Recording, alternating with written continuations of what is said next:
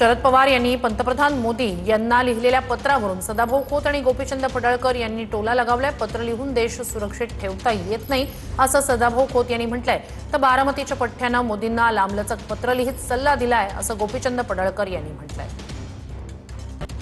काही नाही पत्र लिहिलं, काही लोक आहेत मोठं लांब लचक पत्र लिहितात। जागतिक कीर्तीचे थोर अर्थतज्ञ या देशामध्ये। अरे बाबा, पत्र लिहून हा देश जर सुरक्षित ठेवायचा असेल तर काही गोष्टी कराव्या लागतील। जेव्हा दर होता आम्ही लहान असताना तेव्हा पण खरेदी करता आलं नाही, आणि आता 1.5 लाख झालं तरी आपण खरेदी करू शकत नाही। आता पंतप्रधान महोदय यात काय यांना टोचण्यासारखे बोलले की तुम्ही सोनं खरेदी करू नका, 1 वर्ष सोनं खरेदी टाळा। यांनी लगेच बोंब मारायला शिमगा चालू केला। त्यांना दिवाळीला बोंबलायचं की शिमग्याला बोंबलायचं हीच अक्कल नाही।